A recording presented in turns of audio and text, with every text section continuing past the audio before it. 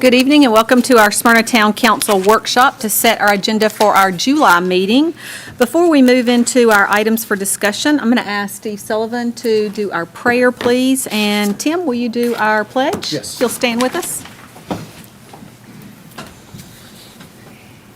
Dear Lord, thank you for today. Thank you for the town that we've all grown to love. We ask that you be with this body as we take up the considerations of the town. We ask that you continue to bless our town and our state and continue to look after our citizens in their daily lives. Continue to bless us. In Jesus' name we pray. Amen. You would join me and face the flag. I pledge allegiance to the flag of the United States of America and to the republic for which it stands, one nation, under God, indivisible, with liberty and justice for all. Thank you, Steve. And Tim? We will now move into our items for discussion. Our first one is consideration of an ordinance relative to the amendment of the approved PRD for property located on tax map 32, parcel 9.04, requested by Adam Green. The property requested to be rezoned contains approximately 5.77 acres and is located on Blair Road, and this is the second reading. Kevin? Yes, Mayor and Council, this is a PRD amendment. The property is on Blair Road. It's directly across from the Portico Place intersection, about 700 feet north of the intersection with Sam Ridley Parkway West. Land use plan would support a mix of office, retail, and multifamily in this area. Surrounding zoning is a mix of C2, R6, and R1 in Smyrna, and then PDR and I2 in Laverne. The existing approved PRD, it's a part of an overall development that is primarily in Laverne, but this portion is in Smyrna. It's approved currently for 16 detached single-family lots. The proposed amendment would allow for development with 33 townhouses. Access would be from Blair Road via an extension of Portico Place, which would connect to the adjoining residential development in Laverne. Minimum square footage would be 1,551 square feet. Portico Place will be a public street, but the two internal cul-de-sacs would be private. And an approved industrial development in Laverne will be responsible for making improvements to Blair Road and the Blair Road Sam Ridley Parkway intersection. I did include the pattern book. Nothing has changed on this since you looked at it at first reading. The Planning Commission did recommend approval with two conditions. One, that a public sidewalk is required along Blair Road, and to provide ornamental black metal fencing no more than 3 feet tall in the front yard of each unit. And the pattern book that's in your packet has been revised to reflect those two conditions being met. Questions for Kevin on this? Kevin, I don't remember the details, but I do remember that there was some sort of shared utilities with this complex, that we were either providing water or Laverne was providing water. I can't remember the details. I believe this portion that's in Smyrna is completely Smyrna utilities, and I believe we are providing sewer on the Laverne portion. Okay. Yes. So on our side, Smyrna is providing everything for the yes. Smyrna side. Okay. Yes. Other questions or comments? Okay, we will put that on the agenda and move to item 2, which is consideration of an ordinance relative to the rezoning of property located on tax map 50, parcel 7.07, to go from C2 to PUD. It's requested by Rob Mulchin. The property requested to be rezoned contains approximately 4.48 acres and is located on Seven Oaks Boulevard, and this is a second reading. Kevin? Yeah, this is a PUD request. It's on Seven Oaks Boulevard, about 1,300 feet west of the intersection with Allenville Road. A land use plan would support a mix of office, retail, and multifamily. Surrounding zoning is C2 and the village of Seven Oaks PRD, which is across the street. This proposed PUD is for development with 26,000 square feet of office warehouse space in 2 buildings, as well as 89,752 square feet of self-storage space in 1 building. Access would be from Seven Oaks Boulevard in 1 location with a connection to the adjoining office warehouse development at the rear of the site, which would be the area to the northwest. The proposed uses in the 2 office warehouse buildings would be as allowed in C2. The reason for the PUD request is to allow the industrial use, which is the self-storage use, that would be in the 3rd building. The Planning Commission did review this and did recommend approval. And again, nothing has changed on this since you looked at it on first reading. Questions for Kevin on this? Seeing none, we'll move on to item 3, which is consideration of an ordinance relative to the text of the Design Review Manual to amend Section 3.4 architectural character, and this is the second reading. Kevin? This is a text amendment to the Design Review Manual regarding allowed exterior building materials. This proposed amendment would remove tile and plaster as allowed materials, move stucco and ephes to only allowed as secondary materials. We did add tile back in as a secondary material, but it did require that at least 75% of any building facade that is visible from a public street is required to be finished with primary materials, and at least 50% of the entire building is required to be finished with those same materials. So would further define what primary and secondary materials are and what those required percentages are. And this is as it was passed on first reading. And again, the Planning Commission did recommend approval. Questions for Kevin on this?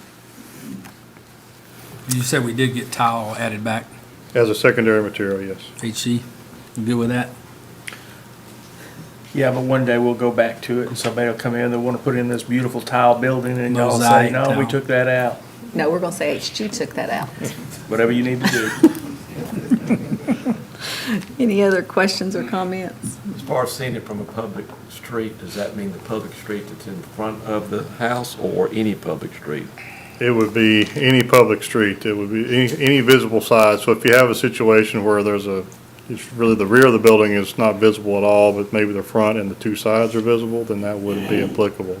What I'm thinking about is another road, let's say you got two roads together, if you're going down one road and you can see the back of the house, of that house. This would only be this wouldn't be a house. This would only be for commercial Okay, or multifamily or anything like okay. that. I'm Yes, sorry. but say you're in a situation where you have a frontage road. You have the main road and then you have the frontage road, then the rear of those buildings would be visible from a public street. And so that would apply in that case. Other questions? Okay, we'll move on to item 4, which is consideration of an ordinance relative to the amendment to the text of the Smyrna Municipal Zoning Ordinance to amend Article 2, Section 2.020 definitions, and Article 3, Section 3.180 fences, and this is a second reading. Kevin?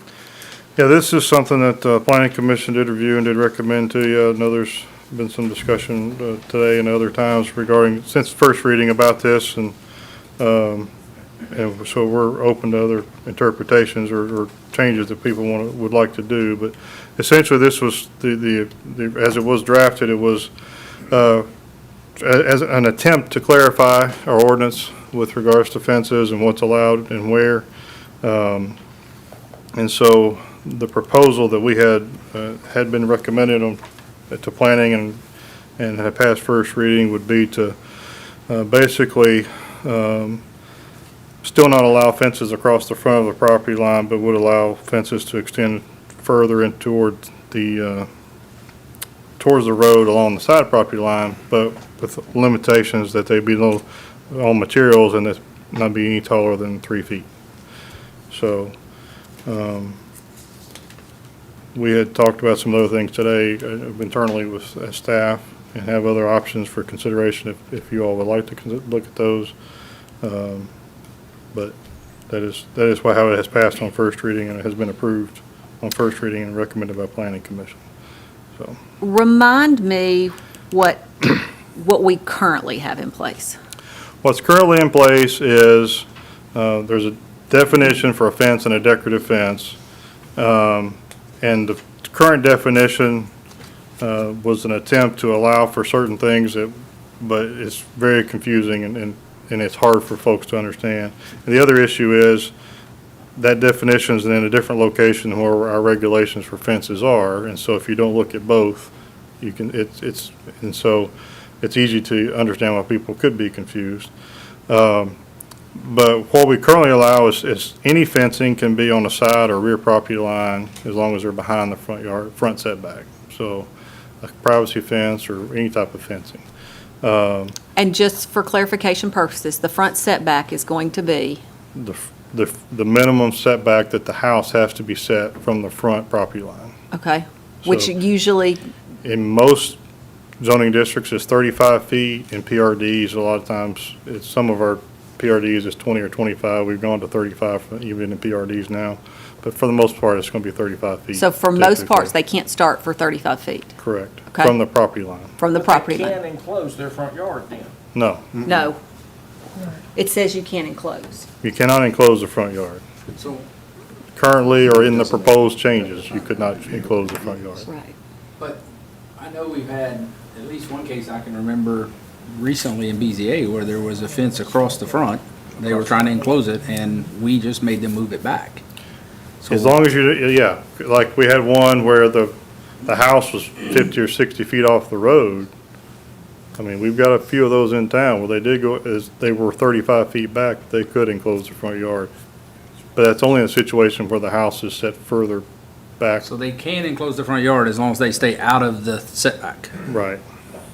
I think that's where the confusion's at. And that's, it can be any fence as long as they're, Yeah, I think what was Yeah. confusing was saying that they can't enclose the front yard. They can enclose the front yard, they just can't put anything in the they setback. can't enclose the front yard assuming their house is built on the front setback. Right, I Which got you. most houses are. You're gonna find some of the older homes in town, are probably gonna be setting back 50 and 60 feet when the lots were bigger. But today, anything built new, the front setback is basically the front corner of the house. Understand. So you- But you won't be able to go- It's still 35 foot regardless where the Yes. house is sitting. Right. You know, new or old, Yes. 35 foot is the ordinance. Yes. Does it make it more complicated to actually put that measurement in the actual amendment? Or would that help clarify? Or does that make it more confusing for you all later on? Well, I think depending on the zoning district, you might have different setbacks. Most of this is obviously residential. It applies to commercials, buildings as well, because most people don't enclose their front, but if they wanted to have some sort of fencing, we have had a few of those. We're dealing with one right now. There was a commercial situation that did enclose their front yard. So I think because the zoning districts do differ sometimes maybe on what that front setback is, we probably don't need to put that distance. I wouldn't think we want to put it here. I think that might, because it could be different depending on the district. And in the proposed one that's in our packet, on D, it says decorative fences are allowed to encroach upon the front setback. So you're saying that with the proposal, they would be able Along to the side put property line. side property lines, they still couldn't enclose. Yeah. But they could go all the way to the road? To the property line, To the not all the way to property the line, road, right. to the Yeah, front property okay. line. On the side, with those material restrictions and no more than 3 feet tall. Because we changed the definition to I'm better trying to envision define. that. Do y'all know of any place where that's the case today? Is that, trying to envision what that's gonna look like if you had a row of houses with side none. fences? In the front? No longer, no taller than 3 feet Yeah. decorative. I'm reading it. So are homes going to be able to be allowed to have fences that go almost all the way to the street? Under this proposal, it would be, up to the property line, so depending on how wide the right-of-way is, but yes. And I guess that's my concern. Do I want to drive through a neighborhood and see fence, no fence, no fence, that almost comes to the street? My other question is decorative defined somewhere? It is, in our proposal it is, yes. Okay. Because that's the other thing, There's- that could be subjective. Right, right. Your decorations like tile may not be decoration to some people. Yeah, and in our proposal, we did modify the definition to include that. The whole reason this was put in place originally was to try to to allow for something that's not really a fence, but sometimes people might have a split rail at a corner of their lot, or I know there's one house in town where there's a small area of fencing, a small picket fence area, and it's not really a fence, it's just decoration. It's basically every holiday, there's got different decorations on it, and it's not a fence, but it's a small area, but it is a piece of fence, but it's not really a fence. It's not fencing in anything, it's not enclosing anything, it's not screening something. And so the attempt was to allow for that, because we didn't want to prohibit that necessarily, but prohibit fencing, other fencing in the front yard. That's how, when this was adopted, when I wrote it, Were we getting 19 years complaints ago. on that situation? we were at the time, and so that's why it was written that way. And the issue is, because there's confusion amongst people, property owners, they look at a decorative fence, I can put a decorative fence in my front yard, and so they put something that's usually is decorative, a nice vinyl type picket fence or something like that.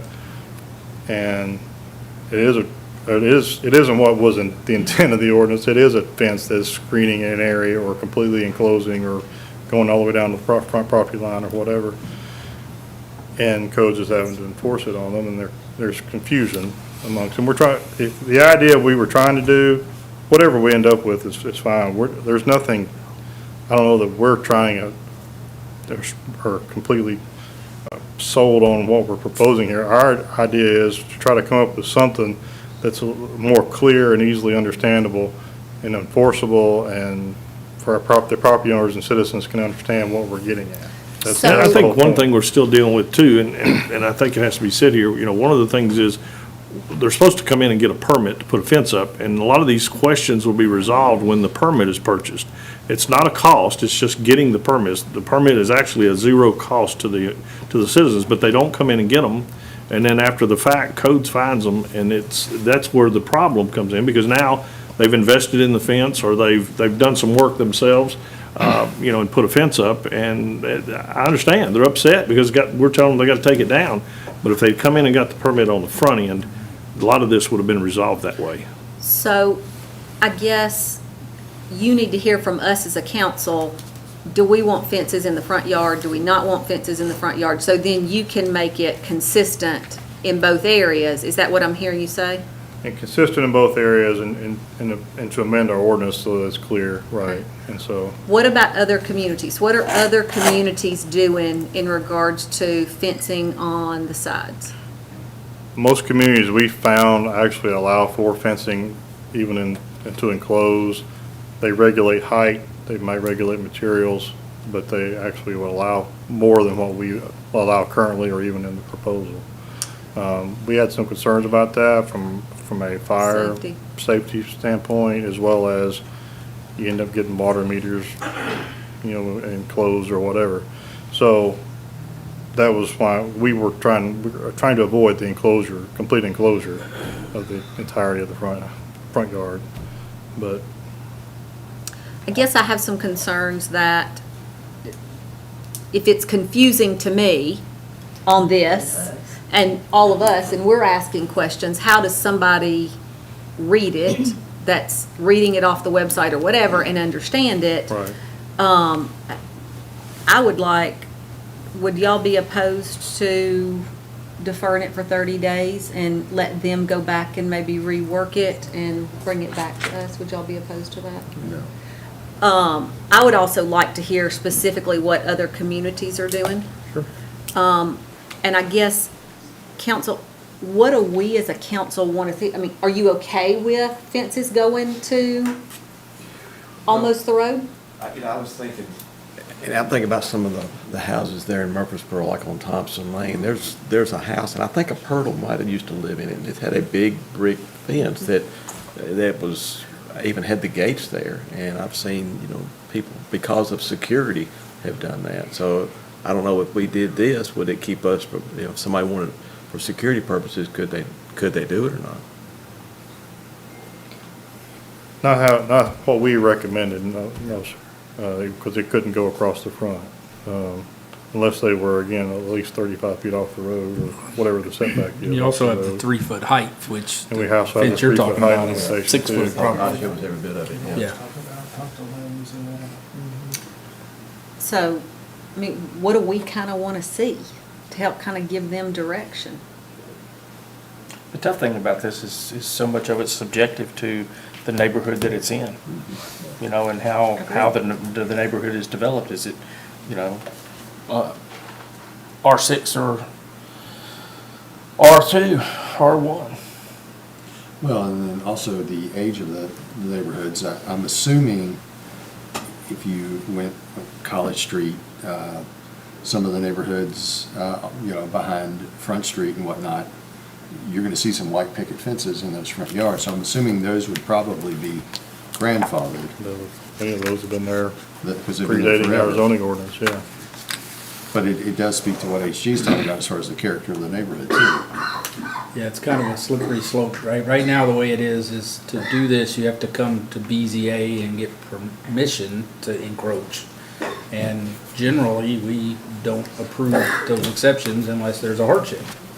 And it's really hard to show a hardship for a fence, right? So, if we leave it alone or even try to bring it to BZA, BZA is not gonna be subjective. We're not going to look at it and say, well, it fits in this neighborhood, but it doesn't fit in that neighborhood, because then we get ourselves in trouble legally. So that's the problem with the subjectivity. But if we make it just black and white, I mean, I'm looking at this, just kind of reading the proposal, a fence constructed of wood. That doesn't, I mean, somebody could put a 3-foot privacy fence across their front yard. And would we want that anywhere? Probably not. Probably not any subdivision. Well, they could take a scroll saw and carve in it a little bit and call it decorative too. Yeah, well, I mean, based on definition, they don't have to do that. Yeah. It just says wood. Well, decorative speaks to an opening though, does it not? There's got to be an opening. It says artificially constructed No. barrier of wood. That's what it says. That's all it says. That's all it says. It's very not, it's not And we- very, I mean, it's pretty. We had ambiguous. thought about specifically saying split rail or something like that, and Yeah. that's another thing you could possibly put in there. A split Well, rail if it says type. wire, could it be chicken wire? No, Yeah. it's not, But technically, it says wire. not on the deck, it has to be No, that's just wrought fence. iron, Oh, but just, vinyl, but or for brick. fence. A Yeah, fence, there's nothing that says, yeah, for a fence, yes, but I would hate to know my neighbor put up chicken wire between my house. it's to go with the chickens that they're not supposed to have. That's right. Stir the So- pot. You see what I did there? Here, I think we need to I defer it think for we 30 days can- and give us a chance to go back Okay. and clean up some of this. And Okay, and in the meantime, if you want to, maybe reach out to Kevin or myself or Todd, give us your insights of what you'd like to see, and we'll work through that before we come back to the next workshop, okay? I'd also like for you to kind of address with Chief Bill and the police department as We will. well in And regards to utilities. and utilities. Because when we put a water meter and gas meter and stuff in, we are actually granted a easement on that property for those lines, so we've got to have access in case of an emergency and stuff. Yeah, just recently, when I had a gas meter put in, you guys, they wouldn't put it behind my privacy fence in my backyard.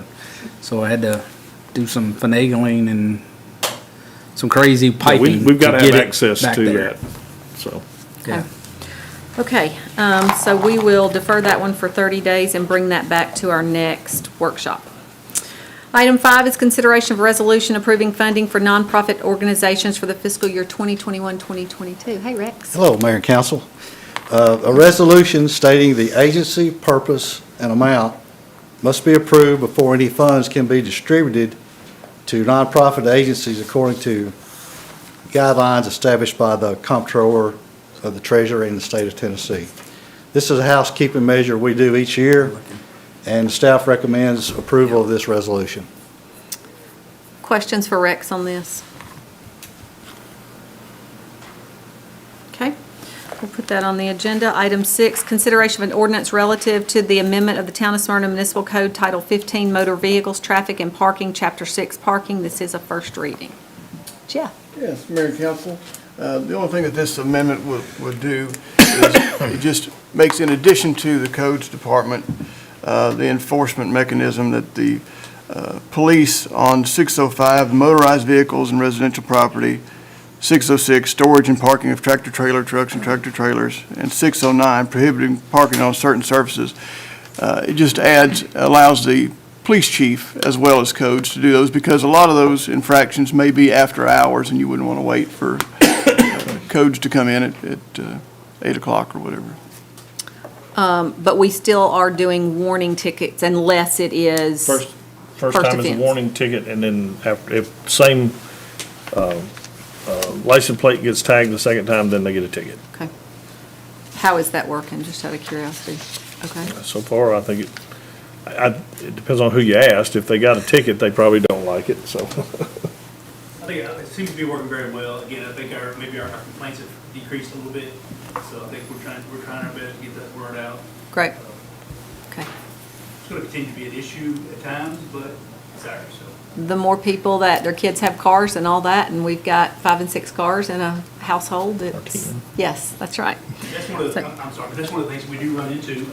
If you'll come to the mic, that way people on the, thank you. They're good. That is one of the things that we do run into is that it's the residents often, and not necessarily the vehicle that's parked on the street, because a residence may have 4 or 5 or 6 or visitors or whatever the case may be that come.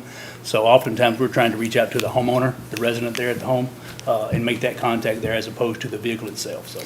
Just so the public knows, can you tell what the ordinance is? Do you know it off the top of your head? You go to Jeff, catch me at a bad spot, do no you? ma'am, I'd have to. Or, No parking on the streets from 1 Oh, I'm sorry. AM to 5 AM. That okay. I'm sorry, yes, That's ma'am. okay. That particular aspect Yes. of that ordinance, yes, ma'am, 1 to 5. Okay, questions for Jeff while he's up here? No? Thanks. Okay, any questions for Jeff Peach on the, giving the police department the authority as well? Then we'll move on to item 7, which is consideration of an application for certificate of compliance for a packaged liquor store from Mr. Patel, Smyrna Divine Wine and Spirits located at 292 Sam Ridley Parkway East. Jeff? As the Mayor and Council recall, this was just deferred for 30 days just because the state allows us to, and there seemed to have been some discussions going on whether it was going to happen. I've spoken with both parties, and it seems that the sale is going to happen, so I would recommend approval at the council meeting. So you think it'll happen before? I think we're ready for our stage of being Okay. able to approve. Okay. Item 8 is appointment of one member of the Board of Directors of the Linebaugh Public Library to serve a 3-year term. I think we've had one application, and Raquel, I think, did you know her? Was she on the Yes, Arts she Commission? was on- yes, Yeah. she was. And I think she's, Steve, I think, Yep. Rita. Yeah, she's been involved with the library system from the Friends Department for a while. I did check with a couple other members on the board that had worked with her a little closer than I had, and they had nothing but positive things to say and said they thought she'd be an asset to the board. So I will make the recommendation to put her on the board at the next meeting. Great. Okay, we'll move on to item 9, which is approval of the terms of and authorization for the mayor to execute a contract with TMG USA relative to the mowing parcels lots that are in violation of the Smyrna Municipal Code 13-104, overgrown and dirty lots for the 2021-2022 fiscal year. Hi. Good afternoon, Mayor and Council. Yes, before you is a proposal to allow what you just said, TMG USA, to do our mowing for overgrown lots. We have to do this contract once a year, and this would be a first-year contract with this company. They've provided us with a very competitive bid and are apparently very experienced in dealing with these kind of issues, so we would recommend that we award this contract to them. Just out of curiosity, and you might not know this, about how many are we having to deal with like this? I don't know offhand. I do know we have a lot going on right now. We seem to be having quite a push of lots to mow right now as we close out this contract with our previous. I mowed one today on Rock Springs Road. Oh, I thought you were going to say Sugar Creek Lane. Questions for Steve on this? Just curious, so how does that work as far as the landowner if we end up cutting it? Is there? Yeah, so the cost for the bill gets assessed as a tax lien, and there's also an administrative fee that goes on top of that as well. So it gets to be quite pricey. It is not in their best interest to allow us to mow their lawn for them. Yeah, that's what I was hoping you would get to. Yes. 'Cause if you just look at this, it's like, well, if I just don't cut it, so they'll come cut it for me. Yeah, it gets, the administrative fee gets quite pricey. Yeah. Thanks. Other questions? So they are sent a letter or notice prior, and they have how many, like 10 days to Yes, get that done? they are provided adequate notice, yes. Okay. Other questions? Okay, thank you, sir. Okay, we'll move on to item 10, which is approval of the terms of and authorization for the mayor to execute an annual agreement with Hawkins Asphalt to perform milling and resurfacing for various roads. Hey, Tom. Hey, thank you, Mayor Council. We went out to bid for our annual milling and resurfacing contract, and we had 7 respondents. Our most expensive item we spend most of our money on is number 1, the 411E surface mix, and Hawkins Asphalt came in at the lowest price on that. So evaluating based on what we spent on other roads, we felt that Hawkins Asphalt gave the best price on that and the lowest responsive bidder.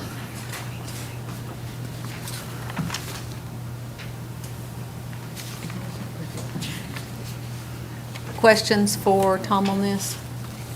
So the bid was for this coming year, so the work that they start will start July 1? Yes, ma'am. Okay, because I know at one point we had Jones Brothers doing some of this.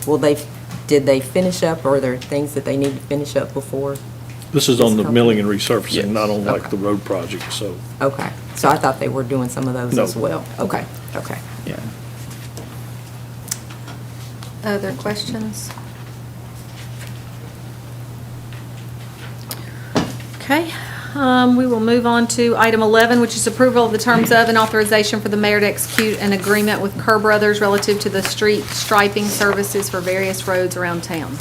Thank you. Again, we went out to our annual contract for street striping, and based on the type of striping we do.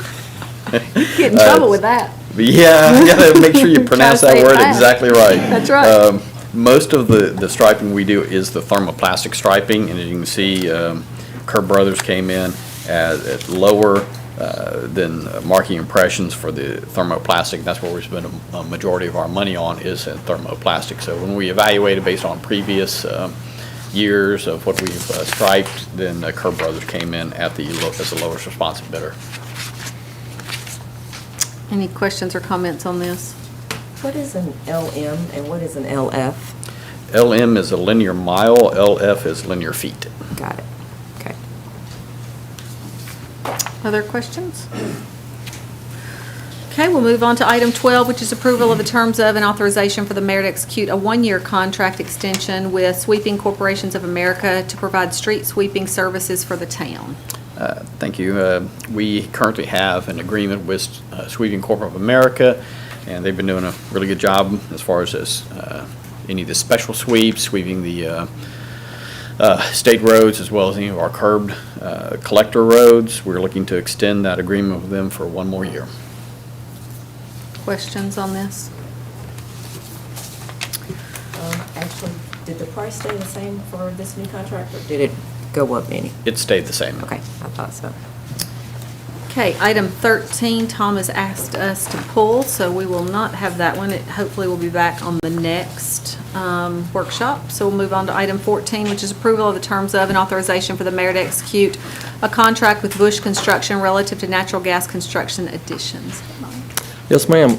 So we went back out for bid this year for the gas contract, and Bush Construction was the lowest of 3 bidders that we received. Questions for Mike on this? So is this contract is for the next year, for the whole? This Yes, was ma'am. based on the bid for the whole year? Okay. Okay. We'll add that and move on to item 15, which is approval of the terms of and authorization for the mayor to execute a contract with Consolidated Pipe relative to the gas piping. Yes, ma'am. If you'll remember, we pulled the gas pipe out of the annual bid because we were having some issues with the Duraline pipe that we were using. Multiple people are having issues. They're having some issues with getting the density correct. There's some weak points, for lack of a better term, in the pipe. So we rebid that, and the only bidder was Consolidated Pipe. Questions on this one? So they use a different kind of piping? Yes. Is that, okay, Different manufacturers. Manufacturer, yes, ma'am. okay. Okay. We will add that to our agenda and move on to item 16, which is approval of the terms of and authorization for the mayor to execute an amendment with CUD to shift 1 12-acre parcel on Sam Griffin Road from CUD to Smyrna. Yes, ma'am. This came to Planning Commission, I believe, back in April. This is right near the corner of Sam Griffin and Wade Herod. It's a warehouse where CUD does serve the water there, but they cannot meet the minimum fire flow requirements. So they have agreed to transfer that to us where we will serve both domestic and fire flow there at this area.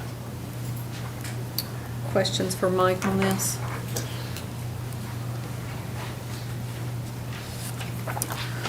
Okay, item 17, approval of the terms of and authorization for the mayor to execute a ground lease amendment with the Smyrna Rutherford County Airport Authority for Lee Victory Park. Oh, Jeff. Yes, Mayor, Council, and Brian may have more comment afterwards, but I'll just give you basically the terms for Lee Victory Park with the Airport Authority. This will be a 25-year lease.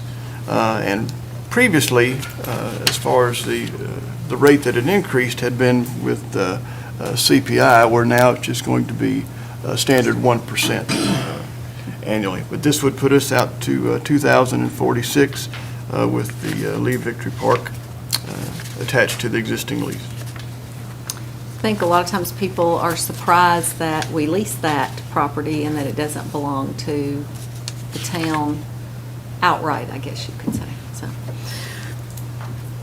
any questions on the lease?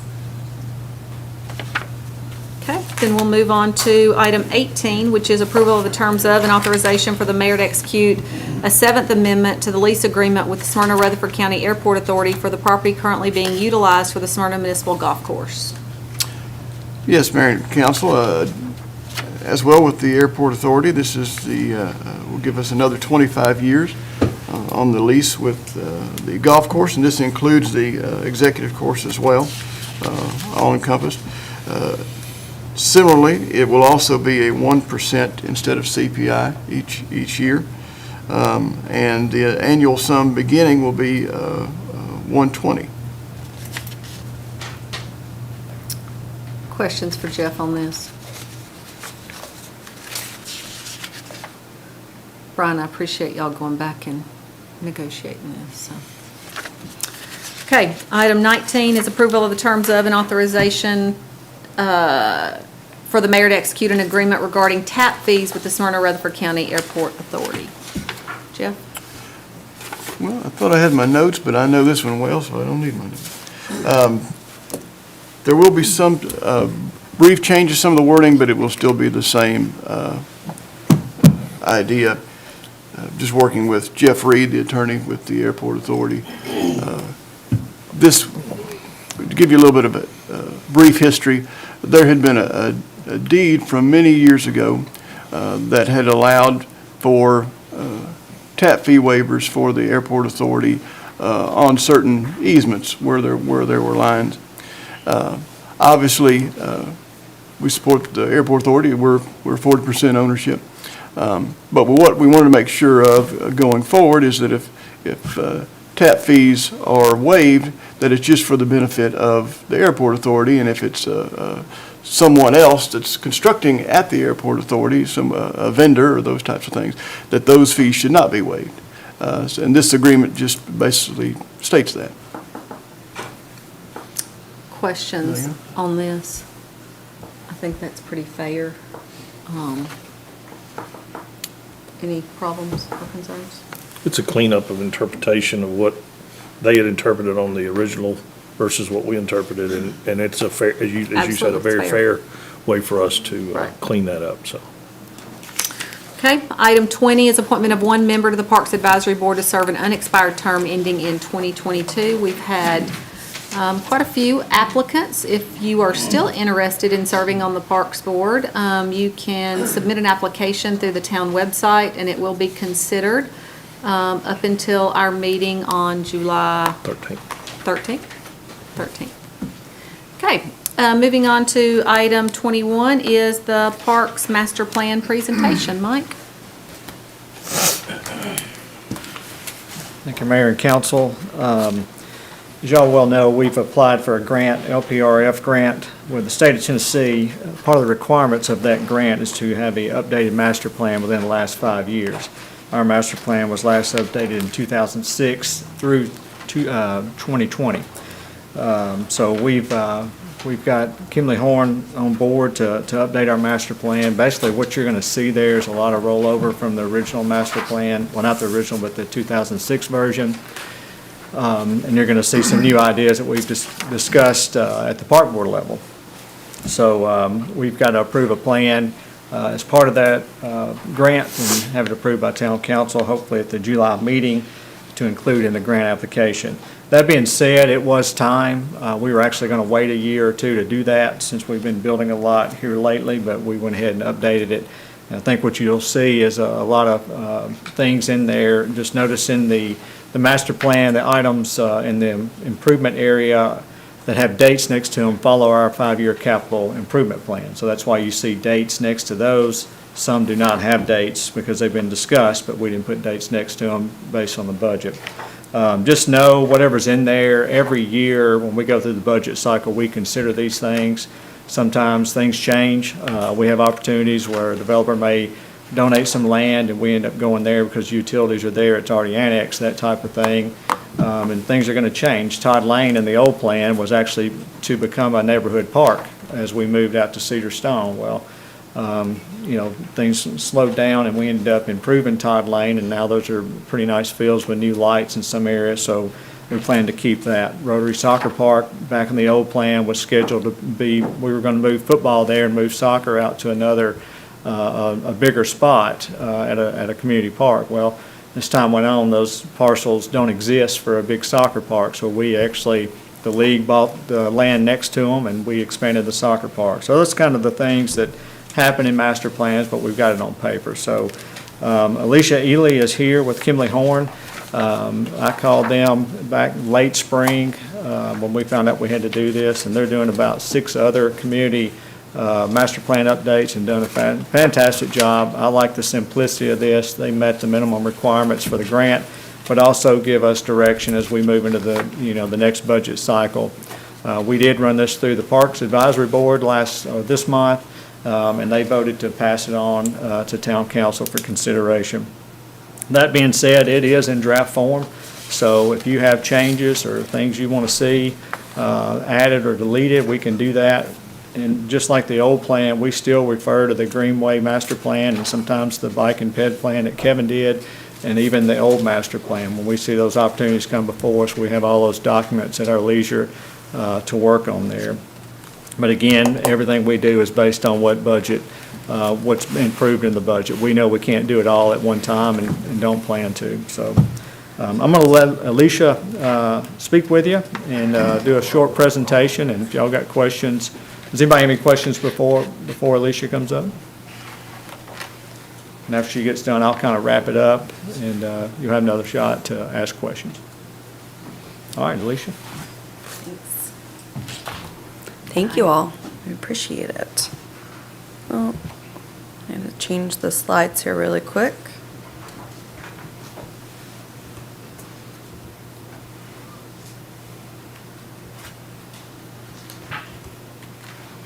All right, so we're just going to hit on the highlights tonight. You've got the full document in front of you, highlighting sort of our methodology. Mike talked about getting us on board a couple of short weeks ago in order to meet this grant requirement. It's due in August, early August, so we put this quick schedule together with their staff and team outlining our tasks and ultimately with the goal of getting it adopted at the July 13th meeting.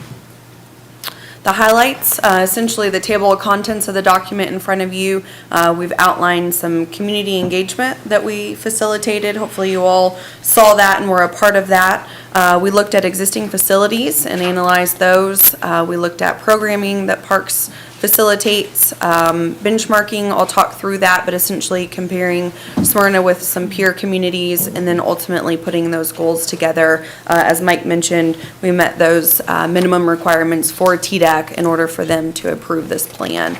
The first step of our stakeholder engagement was key park board members, past members, and current members responding to a SWOT analysis. What are the strengths, weaknesses, opportunities, and threats of the department, highlighted here and really outlined in full in the document. Again, just a kind of high level, what's going well, what are those threats, and how can we make recommendation to improve those. The second piece of engagement was with the public. We did an online survey that was sent out, and Mike and his team did a really good job getting the word out. We got over 400 responses. We asked folks their demographics. We just wanted to make sure we were getting a good snapshot of what the community looks like, and it was very similar. We asked some facility and amenity usage questions, what folks use right now, as well as in the future, what they would like to see, and then some perception questions. What are some good and bad feedback for the department? And there's several pages. I think we asked 17 or 18 questions. Each of those are summarized in full in the document. Just an example, you've got a bar chart of all of your park facilities. Again, the community, I think, is not quite aware of the great things that you all providing. The lighter tan or the lighter blue color there at the top is essentially folks weren't aware of those, and so you can see there Zama Park on the right-hand side is the least familiar park, and so some opportunities for staff to do some marketing and some outreach with some of those. Lee Victory being one there on the left-hand side, kind of a third of the way through the bar chart there being the most familiar park and most used. So some input as to what facilities are being used most frequently for staff to understand. That was more of a multiple choice question. We also wanted to have a good variety of the types of questions. Some of them were very open-ended, and so in the document you'll see a couple of word clouds such as this one on the screen where it was just truly open-ended. We wanted people to not be limited by multiple choice, but we asked them for their response. And so essentially the words that are bigger, the bigger the font, the more frequently those were the responses. And so when we asked where could the town focus resources to improve the park system, a lot of the more popular responses were greenways, indoor facilities, sidewalks, trails, teens, splash pads. Some of those were more popular responses.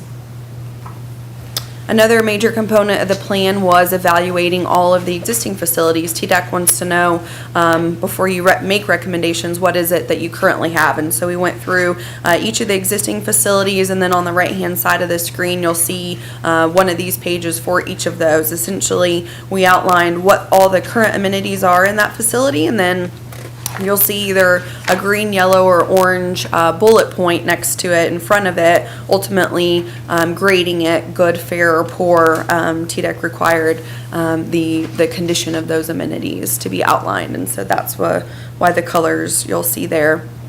They also asked us to evaluate the programs that the town provides, and so we listed in the document, we've got the name of the program. They wanted to know what the target audience is, and then essentially if that program is either increasing, decreasing in population, or if it's mature. So we've listed those there, and some further analysis in the document itself, but the town's in a very healthy situation with a lot of growing and mature established programs with very few declining programs. Benchmarking is a chapter in there where we are comparing the town of Smyrna to peer communities, communities across the country that are of similar population. This one here is just showing a graphic representation of acres of parkland per 1,000 residents. And so you can see the column highlighted there is for communities that are between 50,000 and just under 100,000 population, the median being 7.9 acres per 1,000 residents. The four measurements that we did benchmarking for, you'll see there on the left-hand side bulleted, acres of parkland, which is this table you see where Smyrna falls in the upper quartile with its peers, which is great to see. We also looked at the number of residents per park, and Smyrna was above median for that one. For staffing, the town was right at median compared to communities of similar size. And then finally, operating expenditures, the town was below the median for that one. Again, in further detail outlined in the plan, but those were the four benchmarking exercises we did.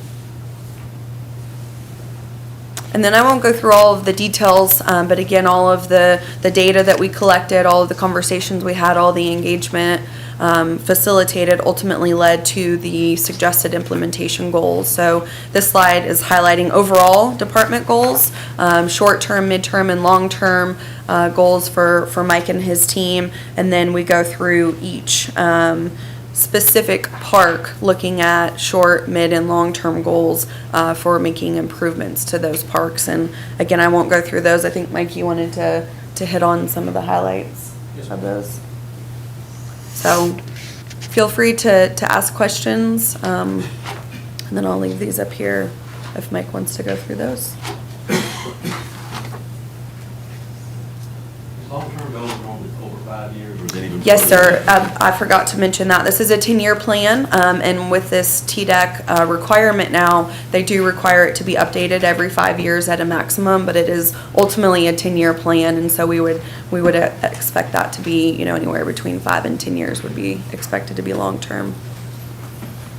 Could you possibly kind of clarify pages 53 and 54? It's the system-wide, it's in indoor park and recreation facilities, and it shows either a percentage or Sure. number. I'm not really understanding what it's telling me. How it's presenting it, exactly. So this is under the benchmarking. So again, those NRPA, which is National Recreation and Parks Association data.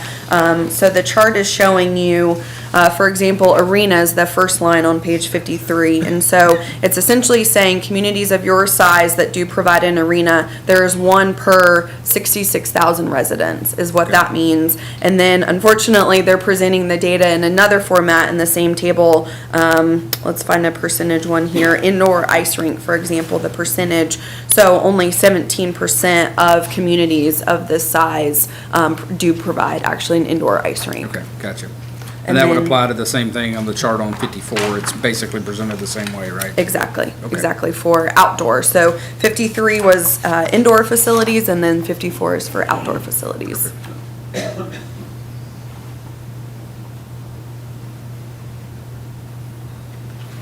Any questions? Okay, Thank you. Mike? You can tell she's done a couple of these recently, I think. I just want to hit on a couple of highlights. First of all, I figured it was good to tell you how I used the master plan going through the budget process and what the end result was. A lot of times, if it's in the Parks Master Plan, we will put design. If it's a bigger park, we'll put design in the first year with construction to follow the next year. We did that a lot in our last master plan. And some of the things that we were able to accomplish through that master plan was West Fork Park, Cedar Stone Park, an outdoor education center. We replaced every shelter at Lee Victory Park in the late 2000s just because of their age, and they were wood shelters, and that was in the master plan. We actually moved tennis courts from at the town center at the time up to Lee Victory. Those two extra courts you see were part of a master plan to make way of expansion of the pool and the road and that type of thing.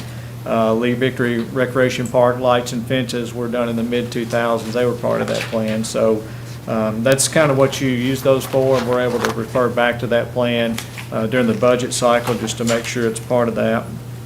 And the highlights, I thought, of this particular plan that we're working on now was obviously Cedar Stone Park. We've talked about that for numerous years, but the additional phases, the tennis courts, which is really the driving reason here. They show up in this document as a weakness. Todd Laney Volunteer Park sports lighting improvements, those lighting systems are approaching 30 years on wood poles, and actually the changes in technology for lighting, sports lighting is really phenomenal right now, and the savings you get off using LED lighting and be able to control that. It had a lot about indoor space, which we've talked about here and there. Additional pools on down the road as you meet certain capacity numbers. Gregor Mill, we had the playground in there. We got to talk about the splash pad, whether renovate that or replace that at one time. Rotary Soccer Park to create some championship type fields over there. Shade structures throughout. We're starting to hear a lot of that as well. expansion of Lee Victory Park, and then even the East Depot District at some point, I believe it was in the master plan there, to have a park on that side of the of Lowry. So I did include that if that ever becomes an opportunity. So I just want to make sure that you're aware of, this town has accomplished a lot. There's a lot in front of it as we grow. We're right now kind of enjoying just rehabbing some of our facilities and catching up for everything we've built here lately, and we're certainly fine with that. But if you have questions or additions, I'd like to get those, or we can include those for the town council meeting.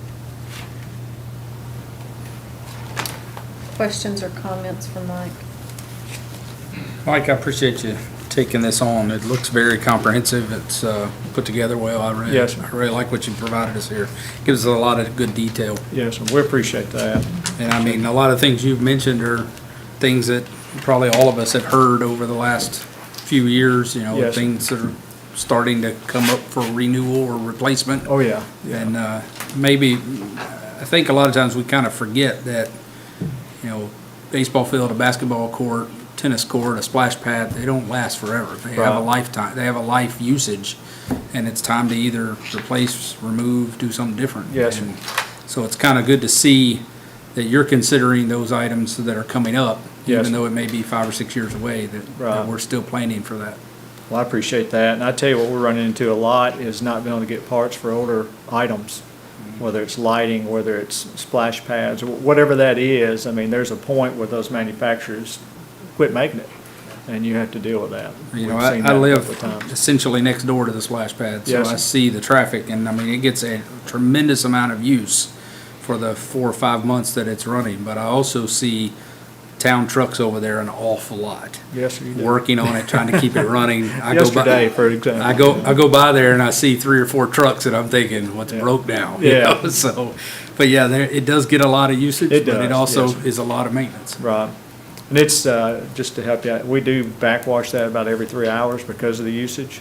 They don't tell you that when you buy them, but that's the case. But a lot of times it's just regular maintenance. Yesterday, it was actually switching out, going to a new system because they didn't make the other one anymore. That's usually how I can tell is by the number of vehicles. Yes. If it's just one, it's maintenance. Right. If it's 2 or 3, something's broke. There's a tent set up over that Yeah, vault. that's right. Like it was yesterday. That's right. There's some Try to work keep the going sun on. out 'cause we're gonna be Yes, there a while. There's some work going on. Questions for Mike? Just a comment, I think it's important to note here that when the town, it looks like, was polled as far as the park system itself, they acknowledged in like 8 out of 10 that, we had a good system here. And I Yes. think that speaks to what you guys do in your department and the town's focus on that, so. Yeah, well, we appreciate that. And I got to say, it starts at the top, and not just from my department, but I believe all the departments get that support. We appreciate that. It's definitely a team effort, but I appreciate you pointing that out, and I'll pass that along to the staff. Other questions? I guess the one thing I would say is, looking at page 62, when we start talking about new parks, and we look at the growth of our community and how many people are desirous to come into our community, and a lot of the reasons, there are many reasons that people want to come to Smyrna. Of course, one being our location, our proximity to Nashville and such as that. But one of the things that we hear repeatedly is that they like our parks, and our parks department.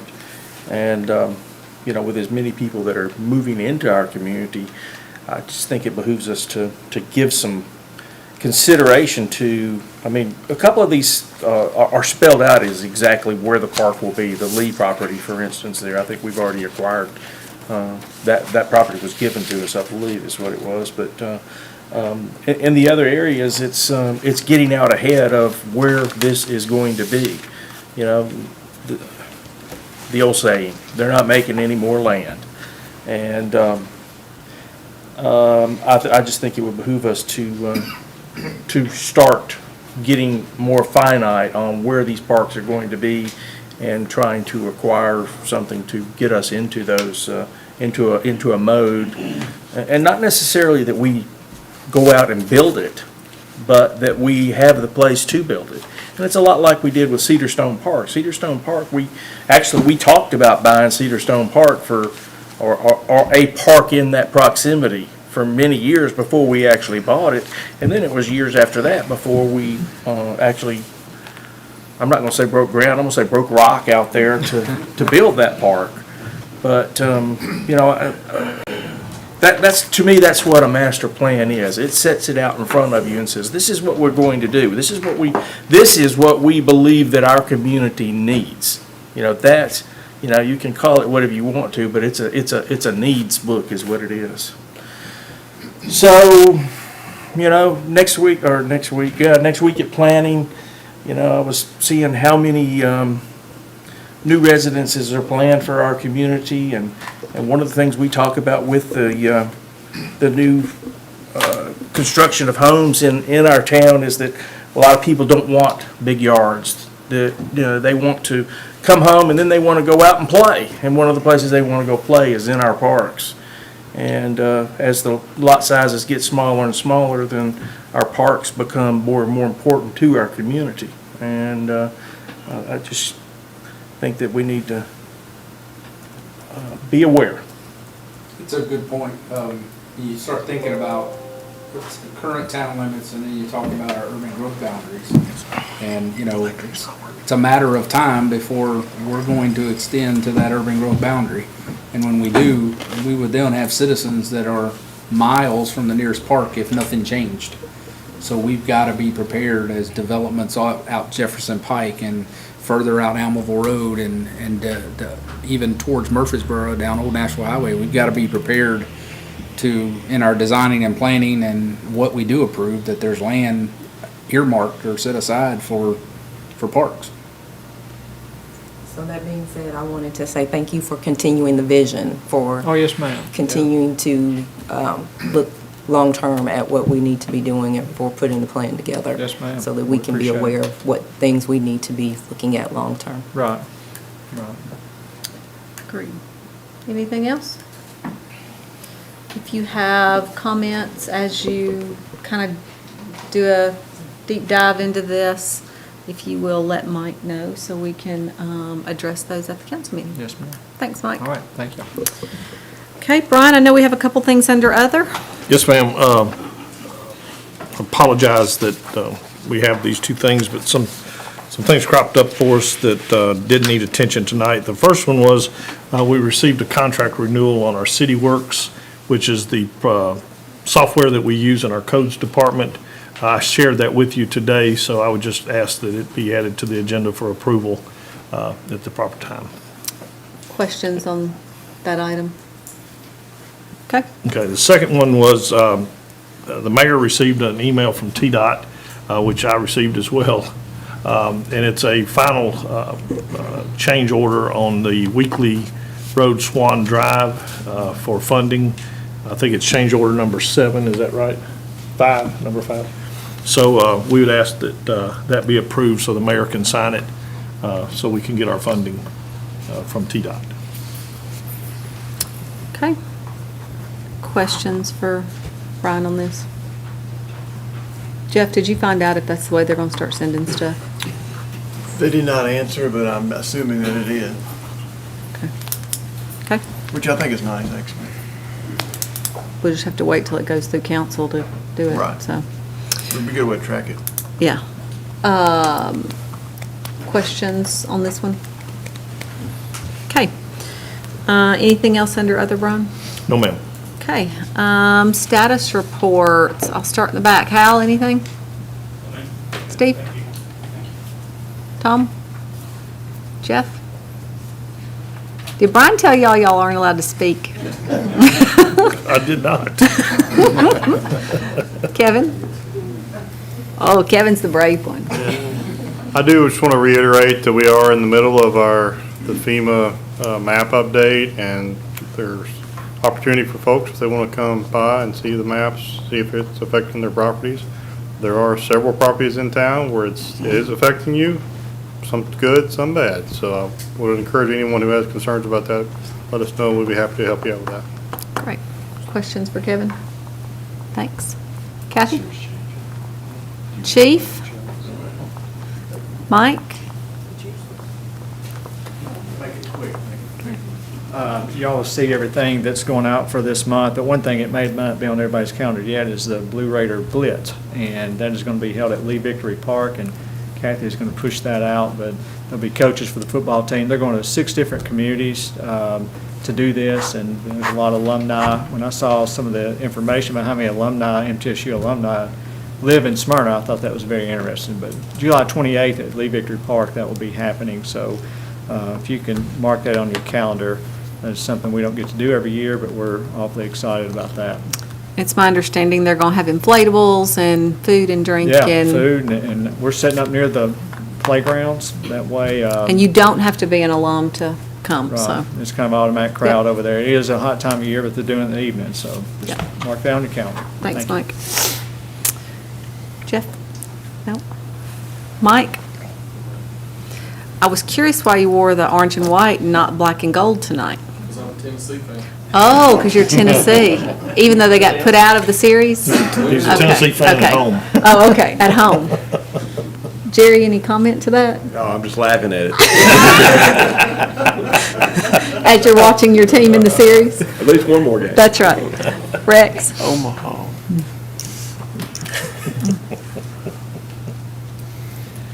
May local sales tax was $1,471,223.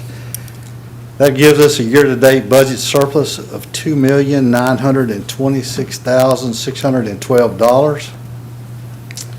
May state shared tax was $654,013.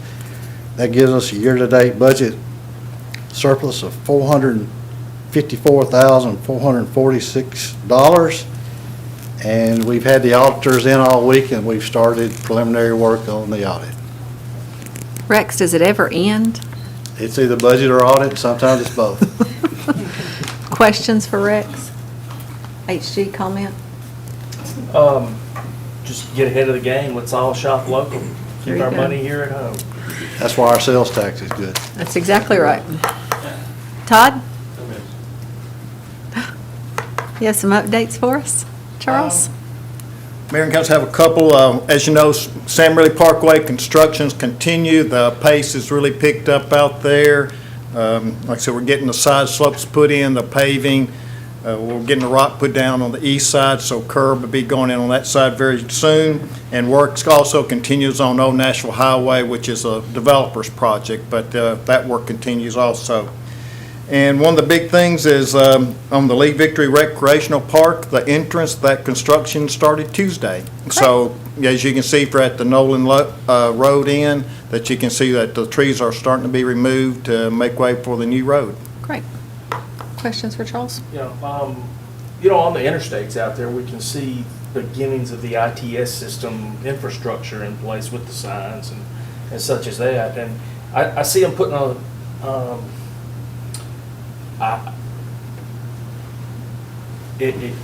what are they doing in Smyrna? That's Tom's project, if you would like to come up, but that's also good.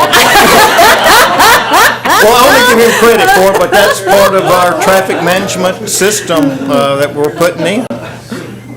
So you want to give him credit, not throw him under the bus? Is that Not what all you're the saying? workers out on Sam Ridley are mine. Oh, okay. The yellow trucks are mine. But is that fiber, that they're related to the ITS that we see them laying around Smyrna now?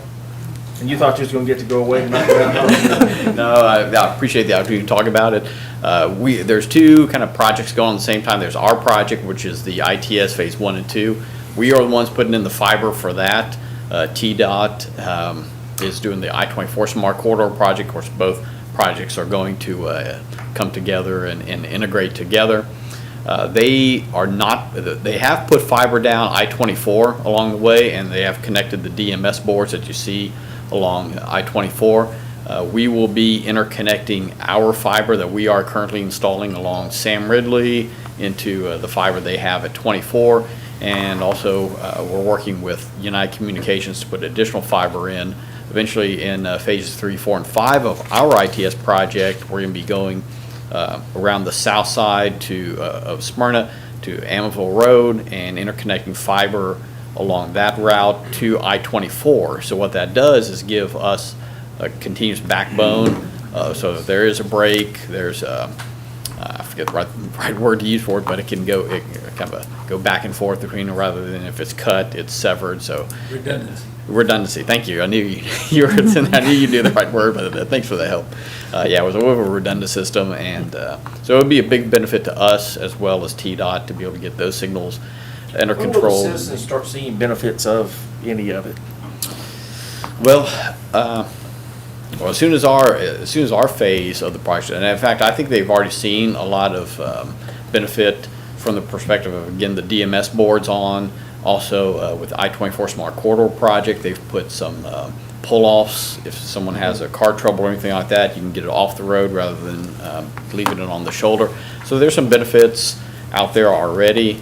Once we get everything interconnected and the signals are connected, what we'll see more internally in town is if we have a problem at one of our signals, we'll be able to know it immediately rather than waiting to get a call from a citizen that they're not getting a green light or green arrow, or maybe the detector's gone bad. That's something that we'll get immediate feedback on and be able to fix right then, or send someone out in the field if someone needs to go out in the field and make that repair right then. Thank you, sir. I think another benefit, or maybe a side benefit, is lots of us in the town are now getting fiber at our homes. And I believe that, Smyrna's effort to put in ITS and working with United Telecom just helped spur that along, because obviously they're not going to run fiber around the town if there's not financial benefit, and being able to do it for the town and then also the citizens. My neighborhood specifically, we only had 80 houses, and even Comcast had refused to do an upgrade in our neighborhood because there just wasn't enough benefit. But I And think now we have fiber. I think the thing people don't realize is they think that's only for houses that are way out. You're right in the middle of town by Walmart. Yeah. I mean, so. Yeah, until 2 months ago, I couldn't even get gigabit Comcast service. So, a lot of people, most everyone in town can get Comcast gigabit, but we couldn't. 300 meg was our limit, and so I was really glad to see United Telecom trucks at the Smyrna Police Department, and started pestering them about, when are you coming on behind us there? Okay, any other questions? Nope. Charles, anything else? Nope. Charles, update us on the Lowry Street project. We're still working on the Lowry Street project, had a meeting with our consultant today. Right now, we're working on the utility part, trying to get that, which is outside the TDOT contract. And we're working with TDOT to give us a lane to work in, so we just got that approved with them, that they're gonna allow us to put 4 lanes and take 1 lane out of service for construction. So we're getting that approvals, and now they need a traffic control plan to get that done. So we're updating our plans and our utilities to get underground utilities put in for Middle Tennessee Electric, AT&T, and then one for our fiber optics. Great. Other questions? Thank you, sir. Ms. Diane? Just that we've had 32 new business licenses, and we still have a few more days to go, so. That number keeps going up each month. going up. Good. Brian? That one a day is kind of an old thing now. It is. It is. It is. Mayor, Council, I have just a couple of things I'd like to share with you. One of them is a letter that we received, and it's kind of interesting. Tonight, we did the parks review. This one actually is on the parks, and it's on the splash pad, and it was a lady that took her children there for the first time. Said our folks were just really gracious. In fact, one of our employees named Gabby offered her a chair to sit in while she watched her children play at the splash pad. So congratulations to our employees. I know this time of the year, if you go down by there, the splash pad is full. Go over to SOAC and look out back. It's full. I think the other night I was coming through about 9:15. I sent some of you a picture, I think, of the volleyball courts, and I mean, there was close to 50 or 60 people on the volleyball courts at 9:30 at night. So we're getting a lot of activity. Summer is here, but I think it goes back to everybody's ready to get out of the house and do something, so they're spending a lot of time outside. A couple of things, just want to remind the community. Town Hall will be closed on Monday, July the 5th, for the observance of our Independence Day holiday. Mayor, I know you've got another announcement you're going to make in a few minutes about our our special event, but I did want to mention that we will be closed here at the office on July 5th. I'd like to say congratulations to Carpe Artista, Smyrna Parks and Rec, Smyrna Fire, Smyrna Police, and Simon on a great Simply Smyrna event. If you didn't have a chance to be out there, again, just shows people are ready to be out of the house and get out and enjoy some nice weather and a lot of good food and some great music. So congratulations to our Public Works Department, our Police Department, SOAC staff, Fire Department, and our community partners on a absolutely just a fun day to be out at the Boat Day 2021. It was great. And no, I did not get in the canoe, and no, I did not fall in the lake. So I know that you were concerned about that, Mayor. Very, very. No, we were concerned if we weren't there to see it. It's what we were concerned about. I had on my list tonight to talk about the widening at Sam Ridley Parkway and Jefferson Pike, and I know Charles has already talked about the progress, but I just wanted to remind people, continue to be patient as this work goes on. There's going to be road closings, there's going to be slowdowns. I know there's events coming up on Jefferson Pike especially, where we're going to be closing some lanes partially, and there'll be flagmen out there moving the traffic and stuff. I know it's a pain. I know everybody wants to get where they want to get to, and they want to get there now, but we are making progress on those roads, and it's just we just need you to be patient as we continue to develop that.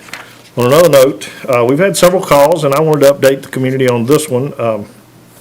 Paul Johns Park has been closed since November. We have a pretty significant sewer project going on that's going to the Gwynn Farm property. We have been working with the utilities and with the Parks Department to try to hustle up the contractor out there. But honestly, it's kind of like remodeling sometimes. When you tear a wall down, you don't know what you're going to get. But we got into some bad soils out there under the road. We're not able to make some of the bores that would have put us ahead of the game. So now we've had to back up and punt. And you just don't just change your bore pit and go down somewhere else. You have to do some engineering work and those kind of things. So it's kind of put us behind. We have, I think, achieved an understanding with the contractor that this needs to get completed. It is summertime. We need, children and adults using that park.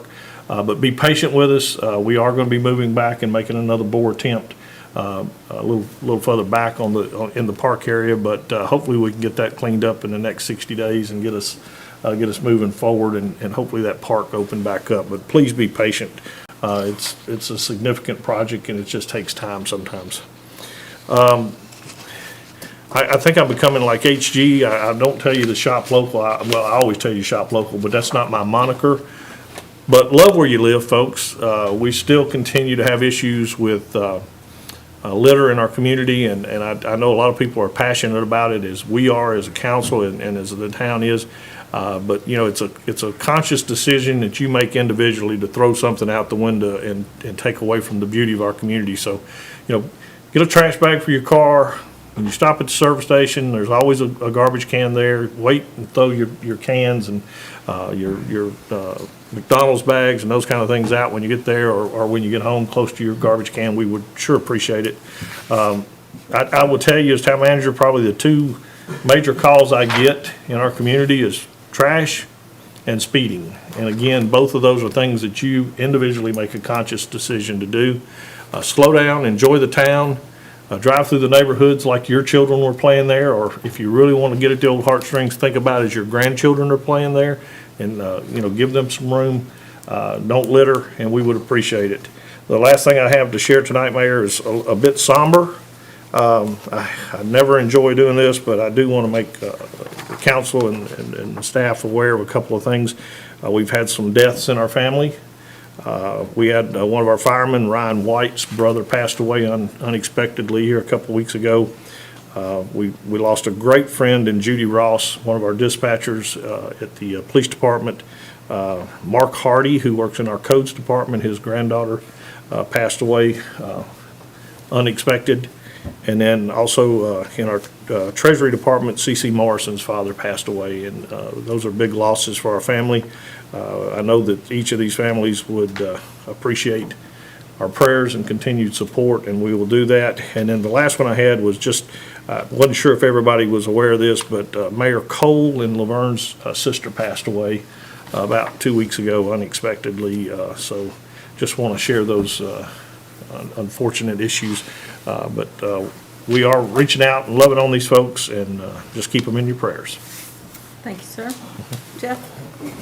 The only thing I'll mention, just because Brian mentioned litter, we'll let you know that on TASER this month that we did vote to initiate a study regarding litter throughout the entire state, including in that is whether there needs to be developed some harsher state laws or expand the laws on littering, and also just resources that may be needed. Because apparently it's a problem throughout the state, so trying to deal with that. Great. Any questions for Jeff? Raquel? I'll start off by extending my condolences to our families that have lost loved ones, the White family, Hardy family, the Morrison family, to Mayor Cole in Laverne and his family, as well as to the Ross and Belcher family.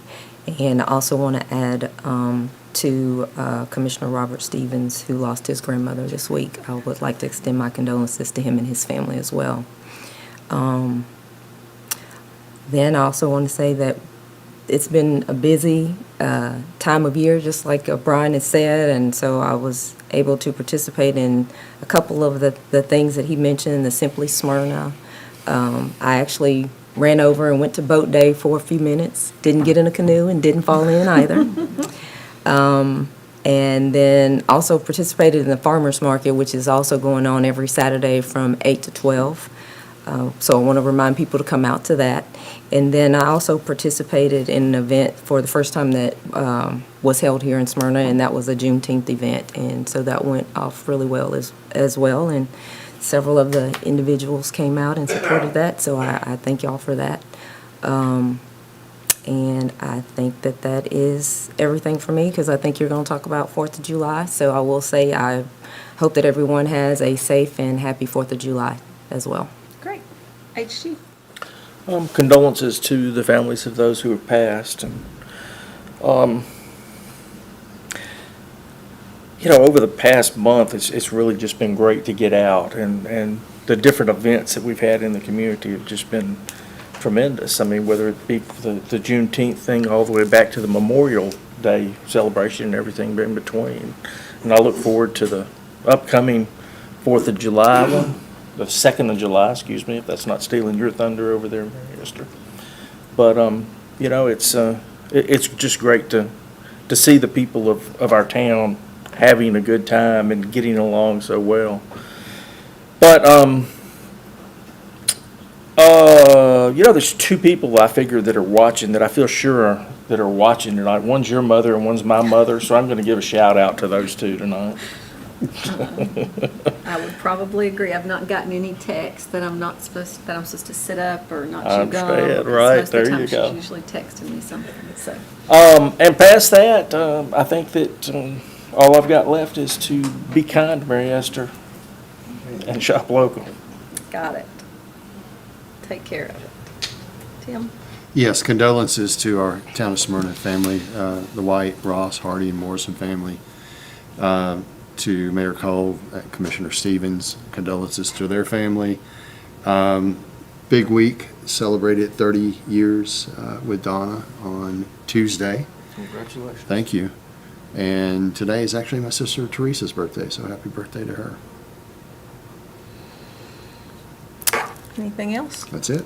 Great. Jerry? Also, my condolences to all those that have been mentioned already by everyone, their families, and certainly thoughts and prayers are with them. Happy anniversary to my son Tyler and Shelby. Tomorrow will be 5 years, so happy anniversary to them. I've also been able to attend several different things here in the last 2 or 3 weeks. Was over at the Freedom Park, I guess it was 2 days ago with the grandson, and I'm telling you, he absolutely loves it over there. And the other children that were playing, it was just, I tell you, just to watch them all, they were having a ball, and a to me, a safe environment, and we're just fortunate. We talked about it with Mike and those, and we're just fortunate to live in a place that we have all these things for those kids to be able to do. Not just that, but the ballparks. And I think we had a baseball tournament this week that had, 200 teams in it or something like that. It was just, it's amazing. So we really have a lot of things going, and we're blessed to live here. We really are. Was able to go to Simply Smyrna, and as we've mentioned before, just to be able to get out and see people that we haven't seen in a year, and to be able to, to hug them and say hi, and it was just it was a nice night as well. So just really enjoyed that. Went to boat day as well. Was able to go to the Juneteenth celebration. I know, Raquel, you did a lot of work on that, and really had a great time there. I saw a lot of people that I have not seen in years, and it was just it was fun. It was just a lot of fun, and I just thank you for doing that. And I know some other people helped you as well, and but that was really a fun time. And just last, just have a safe and a happy 4th of July. Steve? Obviously, we're all saddened with the losses that our town family has had to deal with. But Judy was a graduate of ours, a graduate classmate. She was always one of those really sweet, just nice people. I don't think anyone ever had a crossword with Judy. And so, it hits a little harder when it's someone that is your age, graduated high school with you. It's a little tough. Mark's granddaughter and all of the others. It's a tough time to lose anybody, but our prayers will be with you. Jerry mentioned the baseball tournament. I was going to actually mention that. I think most of you probably knew, but we had a 5-day tournament in town: Wednesday, Thursday, Friday, Saturday, Sunday of last week.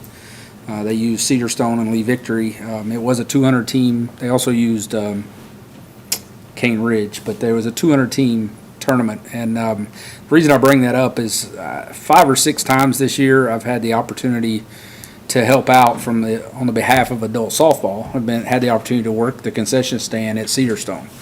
And what's really fun about that, if there is any fun at working a concession stand, is I get a lot of direct feedback on the new park that we built there. A lot of people from outside of our community coming up to the concession stand and talking about how great the facility is and how they love this or love that.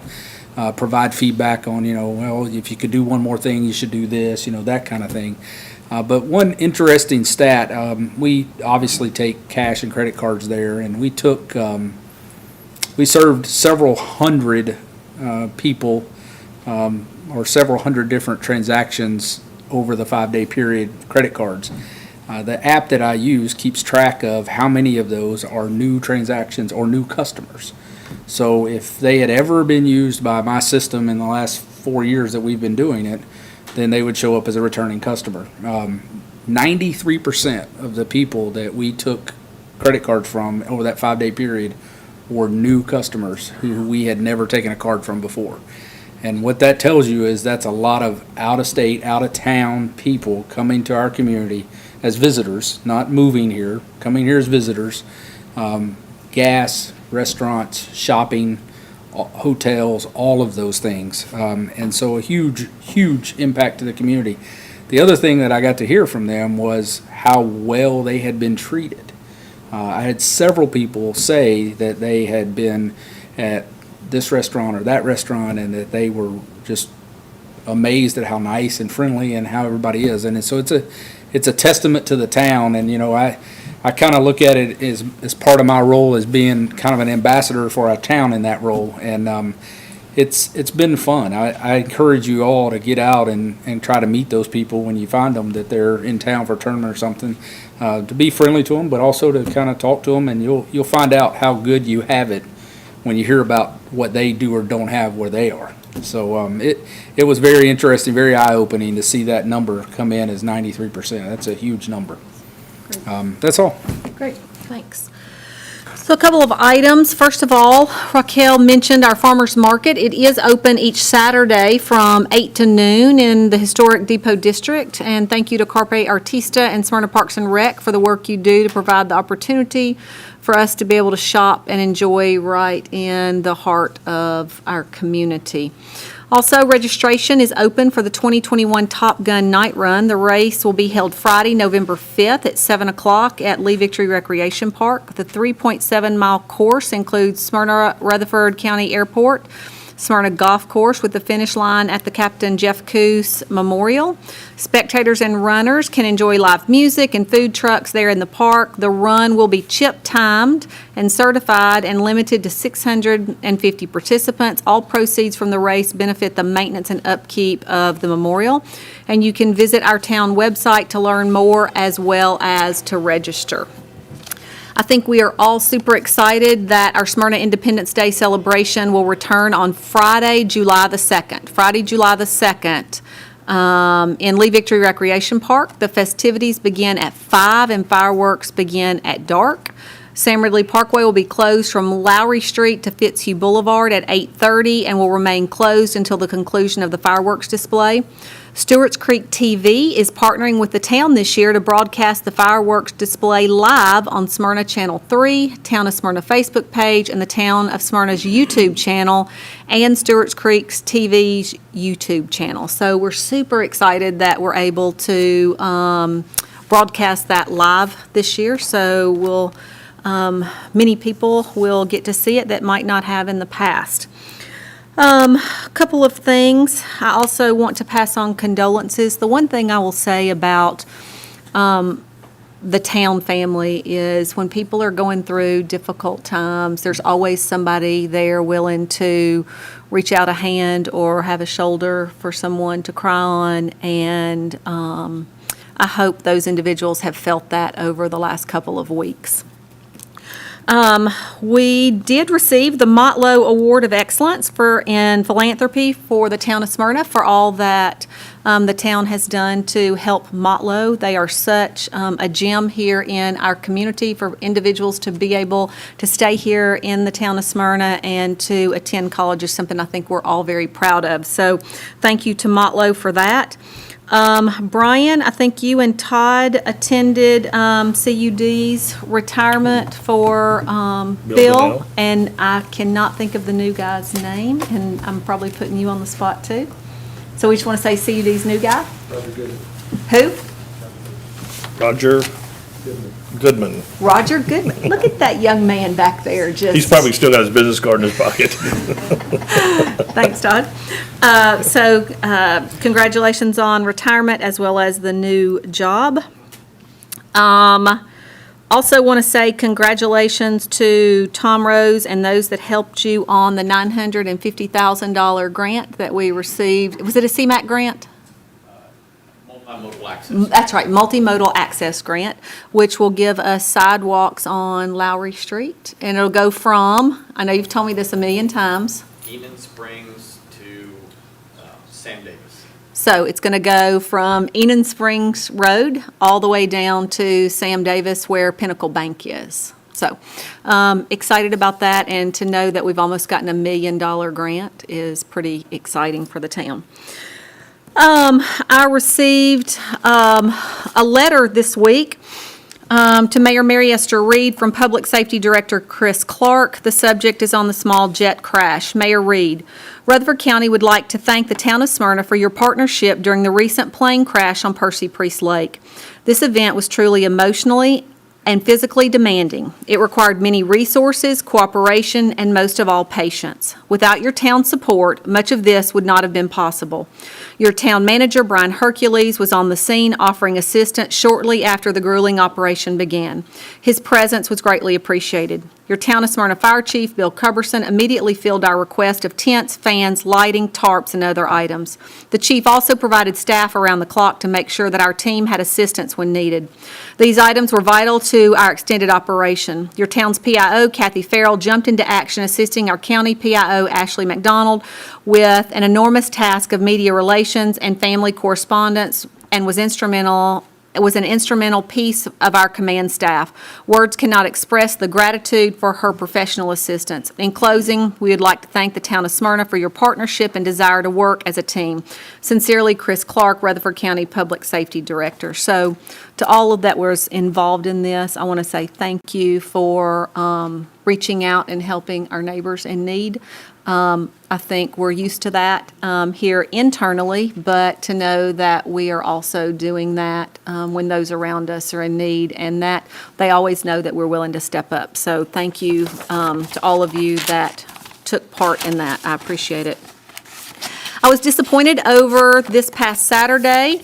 It was my day to work at the Learning Circle from 10 to 5, and I had to miss some events that I am always excited about, and even new events. So hopefully next year I will make sure that it's not my Saturday to work when those events come up. But I heard that they were greatly attended and from quite a few different people of what great events they were. So I'm looking forward to more events over the coming months. And as HG says, be kind.